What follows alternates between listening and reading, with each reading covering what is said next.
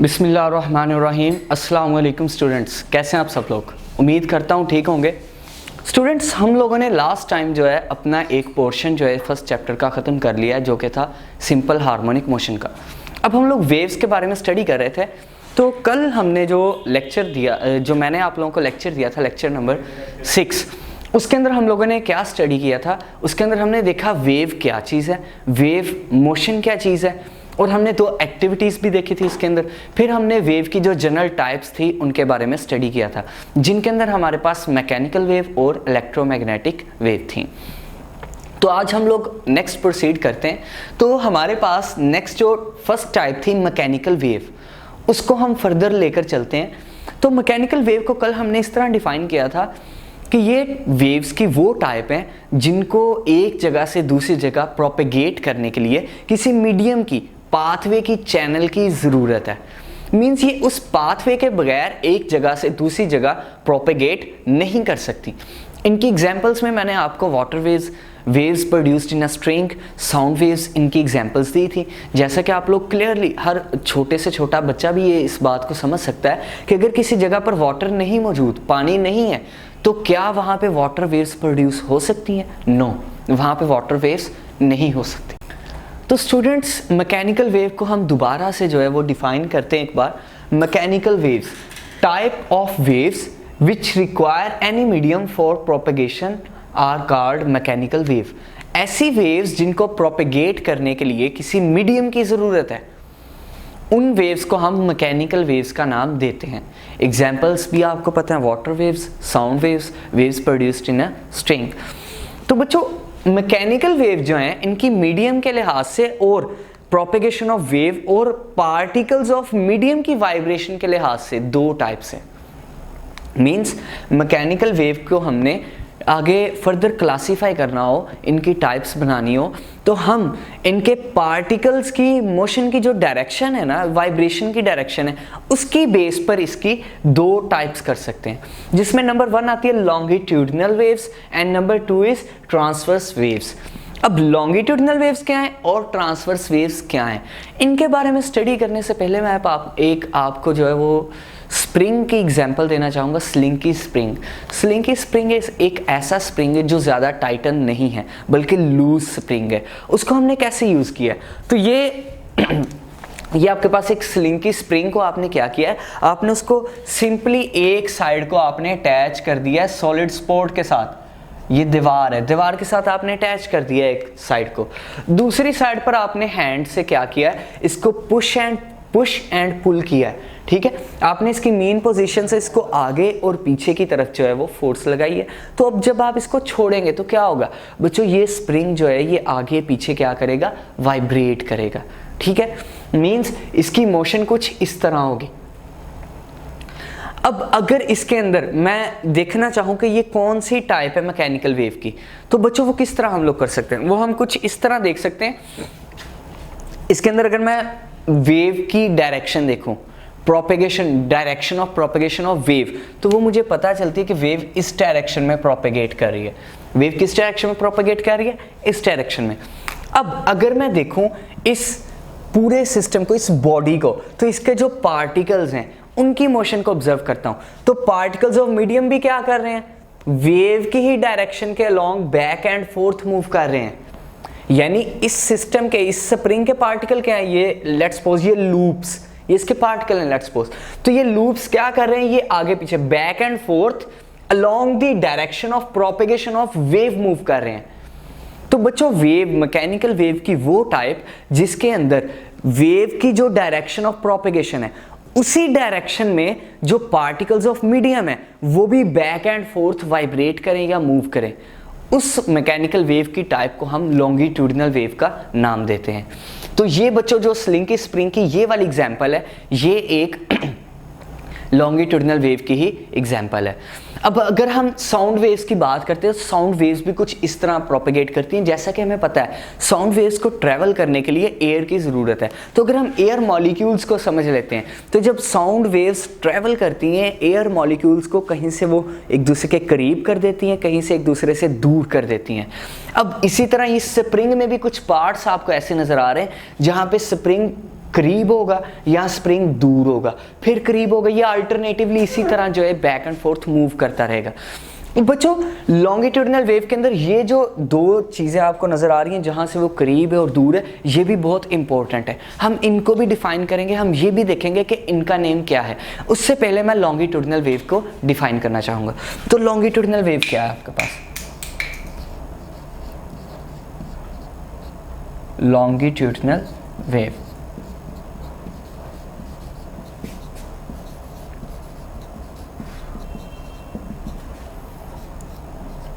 तो students longitudinal waves को अगर हम डिफाइन करना चाहें तो हम कुछ इस तरह से डिफाइन कर सकते हैं। Type of mechanical waves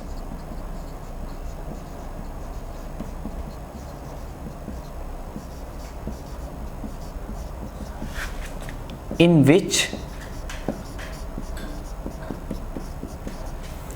particles of medium, यानी मीडियम के पार्टिकल्स, मैकेनिकल वेव की वो टाइप जिसके अंदर पार्टिकल्स ऑफ मीडियम जो हैं वो क्या करें, मूव्स बैक एंड फोर्थ, आगे पीछे मूव करें, along, किसके along? Along the direction of propagation of wave, along the direction of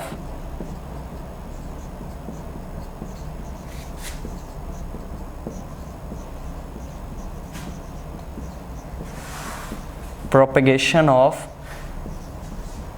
wave। तो स्टूडेंट ये हमारे पास डेफिनेशन है लॉन्गिट्यूडिनल वेव्स की। लॉन्गिट्यूडिनल वेव्स क्या है? Type of mechanical waves in which particles of medium move back and fourth along the direction of propagation of wave, यानी वो mechanical wave की टाइप जिसके अंदर पार्टिकल्स ऑफ मीडियम आगे पीछे वेव की ही डायरेक्शन ऑफ प्रोपेगेशन के आगे पीछे मूव करें। तो स्टूडेंट्स लॉन्गिट्यूडिनल वेव्स को हमने डिफाइन किया। अब उसके बाद मैंने आपको बताया था कि ये जो कोई रीजन्स हैं इसके अंदर, उनकी भी जो है वो एक डेफिनेशन है या उनको हम एक स्पेसिफिक नेम देते हैं। तो वो रीजन्स जहां पर पार्टिकल ऑफ मीडियम एक दूसरे के बहुत करीब हो लॉन्गिट्यूडिनल वेव के अंदर, उन्हें हम बोलते हैं कंप्रेशंस। इन्हें क्या बोलते हैं? कंप्रेशंस, यानी कंप्रेस हुए हुए ये parts, compressions.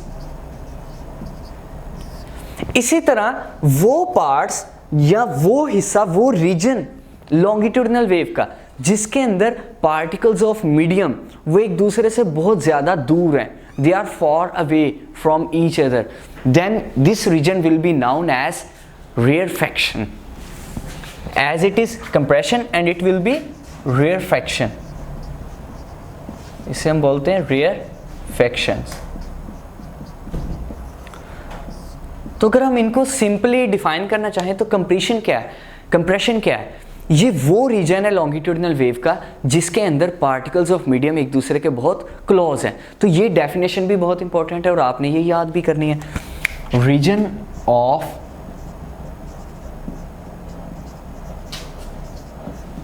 longitudinal wave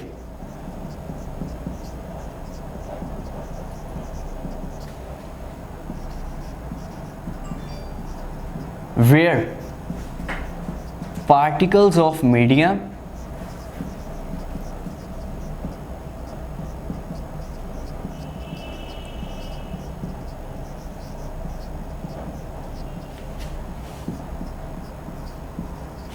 are very close to each other, या आर सिंपली लिखते हैं आर वेरी क्लोज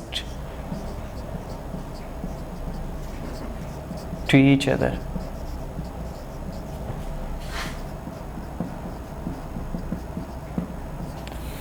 तो स्टूडेंट्स कंप्रेशंस क्या है? ये लॉन्गिट्यूडिनल वेव के वो रीजन है, वो एरिया है उसके अंदर जहां पे पार्टिकल्स जो हैं मीडियम के वो एक दूसरे के बहुत ज्यादा करीब हैं, उसे हम बोलते हैं कंप्रेशन। इसी तरह अगर हम रेयरफैक्शन को डिफाइन करना चाहें, जो कि ये है रेयरफैक्शन, तो रेयरफैक्शन को हम किस तरह डिफाइन कर सकते हैं? रेयरफैक्शन को हम इस तरह डिफाइन करेंगे,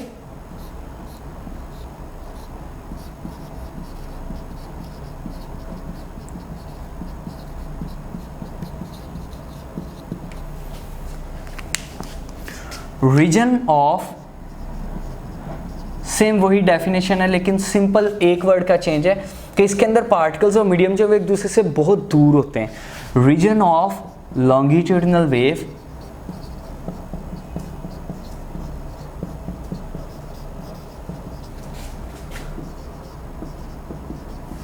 in which particles of medium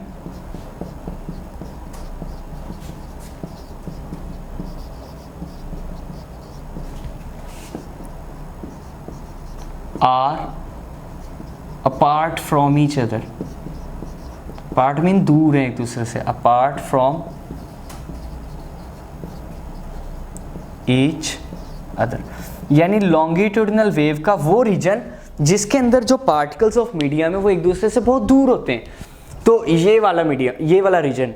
अब बच्चों यहाँ पर एक और डेफिनेशन आती है वेवलेंथ की। वेवलेंथ क्या है? तो वेवलेंथ को हम कुछ इस तरह डिफाइन कर सकते हैं, the distance between two consecutive compressions और रेयरफैक्शंस इज नाउन एज वेवलेंथ, और इसको हम डिनोट करते हैं लैम्डा से। तो मतलब दो जो कंसेक्टिव मीन होता है साथ आने वाले, एक दूसरे के बाद आने वाले, जो रेयर फैक्शंस हैं दो या दो कंप्रेशंस, अगर एक ये कंप्रेशन है तो इसके बाद आने वाला जो कंसेक्टिव कंप्रेशन है वो ये है, इन दोनों के दरमियान जो डिस्प्लेसमेंट या डिस्टेंस है उसे हम वेवलेंथ बोलते हैं, या दूसरे वर्ड्स में दो रेयर फैक्शंस के दरमियान जो डिस्प्लेसमेंट है उसे हम वेवलेंथ बोलते हैं। तो अगर मैं यहां से भी डिफाइन करूं, ये भी देखें, यहां पे पार्टिकल्स करीब हैं इस मीडियम के, यहां पे दूर है, यहां पे करीब, यहां पे दूर, तो ये एक रेयर फैक्शन है, ये एक रेयर फैक्शन है, इन दोनों रेयर फैक्शन के दरमियान जो डिस्प्लेसमेंट है उसे हम वेवलेंथ या लैम्डा बोलते हैं। तो इसे मैं यहां पर ऐसे भी लिख सकता हूं, वेवलेंथ, ये क्या है? इट्स वेवलेंथ, यानी ये वेवलेंथ है, एक वेवलेंथ। तो स्टूडेंट्स हम लोग अब ट्रांसवर्स वेव की तरफ मूव करते हैं। उससे पहले मैं वेवलेंथ के डेफिनेशन जो है वो आपको बताना चाहूँगा। Distance between two consecutive compressions और rarefactions is known as wavelength. ये हमारे पास दो कंप्रेशंस हैं, इनके दरमियानी फासला भी एक वेवलेंथ होगा, और ये दो रेयर फैक्शंस हैं, इनका दरमियानी फासला भी एक वेवलेंथ होगा, और जिसको लैम्डा से डिनोट किया जाएगा। तो स्टूडेंट्स अब हम लोग मूव करते हैं अपने नेक्स्ट जो है वो टाइप की तरफ, जो कि ट्रांसवर्स वेव। तो ट्रांसवर्स वेव्स क्या हैं? ट्रांसवर्स वेव को हम लोग सिंपली अगर देखें, ये थी हमारे पास लॉन्गिट्यूडिनल वेव, जिसमें मैंने क्या बोला, पार्टिकल्स ऑफ मीडियम जो है वो वेव की ही प्रोपेगेशन और डायरेक्शन ऑफ प्रोपेगेशन के along back and fourth move करते हैं। लेकिन इसमें पार्टिकल ऑफ मीडियम कैसे मूव कर रहे हैं? ऊपर नीचे, जबकि वेव इधर या इधर होगी। मीन्स वेव की प्रोपेगेशन और पार्टिकल्स की जो डायरेक्शन ऑफ वाइब्रेशन है या डायरेक्शन ऑफ मोशन है वो एक दूसरे के परपेंडिकुलर होंगी, तो हम उन्हें बोलेंगे ट्रांसवर्स वेव्स। तो ट्रांसवर्स वेव को डिफाइन करें तो ये कुछ इस तरह बनती हैं।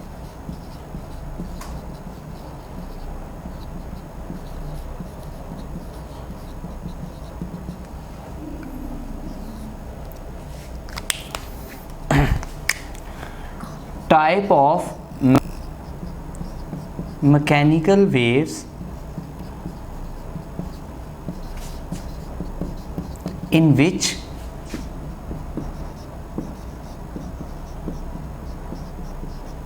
particles of medium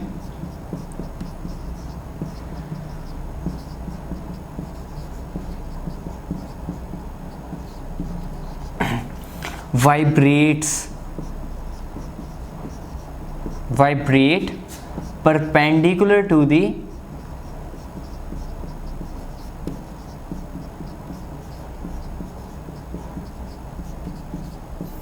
direction of propagation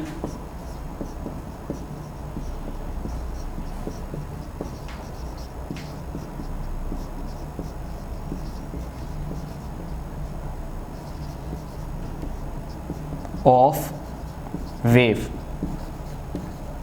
यानी स्टूडेंट्स ये हमारे पास ट्रांसवर्स वेव मैकेनिकल वेव की वो टाइप है जिसके अंदर पार्टिकल ऑफ मीडियम जो है वो वाइब्रेट करते हैं perpendicular to the direction of propagation. अब यहाँ पे अगर हम बात करें तो अगर हमारी वेव इस डायरेक्शन में प्रोपेगेट कर रही है तो हम अगर पार्टिकल्स की बात करें, मतलब ये वाटर वेव्स ले लें किस्म की, तो वाटर के जो पार्टिकल्स हैं वो जस्ट ऊपर नीचे मूव करते हैं, वो आगे नहीं जाते।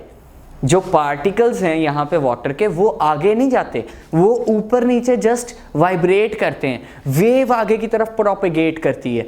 तो इट मीन्स पार्टिकल्स की जो डायरेक्शन ऑफ मोशन है वो कुछ ये है, और वेव की जो डायरेक्शन ऑफ प्रोपेगेशन है और पार्टिकल्स की जो डायरेक्शन ऑफ मोशन है वो एक दूसरे के परपेंडिकुलर है। तो इस टाइप की वेव को हम नेम देते हैं ट्रांसवर्स वेव्स का। अब ट्रांसवर्स वेव्स के अंदर भी कुछ ऐसे टर्म्स हैं, जैसे कि हमारे पास लॉन्गिट्यूडिनल वेव्स में थी, जिनमें हमारे पास थे कंप्रेशंस और रेफेक्शंस। इसी तरह ट्रांसवर्स वेव्स में हमारे पास आती हैं क्रस्ट और ट्रफ। अब हम उनको देखते हैं, क्रस्ट क्या चीज़ है और ट्रफ क्या चीज़ है। तो स्टूडेंट्स, अगर आप लोग देखें, ये हमारे पास मीन पोजीशन है। मतलब अगर वाटर वेव्स जो कि ट्रांसवर्स वेव्स की ही यानी एक किस्म की टाइप बन रही हैं, अगर हम उनकी बात करते हैं, वो अपनी रेस्ट हालत में है, इस तरह है, कोई वेव प्रोड्यूस नहीं हुई। अगर वेव प्रोड्यूस होती है तो पार्टिकल्स क्या करते हैं, ऊपर जाएंगे, नीचे जाएंगे, या अपनी मेन पोजीशन से ऊपर की तरफ या मेन पोजीशन से नीचे की तरफ। तो स्टूडेंट्स, मेन पोजीशन से जो हाईएस्ट पॉइंट है ट्रांसवर्स वेव में, उसे हम बोलते हैं crust. The highest point from the main position in transverse wave is known as crust, while the lowest point below the mean position in transverse wave is known as trough। और ये जो lowest point है जो mean position से नीचे वाला है, इसे हम क्या बोलते हैं, trough। और यही इनकी definitions हैं। The highest point from mean position in transverse wave is known as crust, while the lowest point below the mean position in transverse wave is known as trough। और सिमिलरली जैसे हमने longitudinal waves में देखा, दो consecutive हमारे पास जो compressions थे और यहाँ दो कंसेक्टिव जो रेयरफेक्शंस थे, उनके दरमियानी फासला को हम वेवलेंथ बोलते थे। Similarly here the distance between two consecutive crest और two consecutive troughs is known as wavelength, and it can also be denoted by lambda। Means this displacement can also be denoted by lambda, which is wavelength of that transverse wave। उम्मीद करता हूँ students आप लोगों को इसकी समझ आ गई होगी। तो इंशाल्लाह हम लोग अपना नेक्स्ट लेक्चर जो है वो हम स्टार्ट करेंगे कल को, जो कि हमारा होगा waves as a carrier of energy. और हम लोगों ने वेव्स की डेफिनेशन के टाइम ही ये चीज़ पढ़ी थी कि वेव्स अपने साथ एनर्जी को कैरी करती हैं, मैटर को कैरी नहीं करती। हम एक्टिविटी के थ्रू उसे समझेंगे। अल्लाह हाफिज़।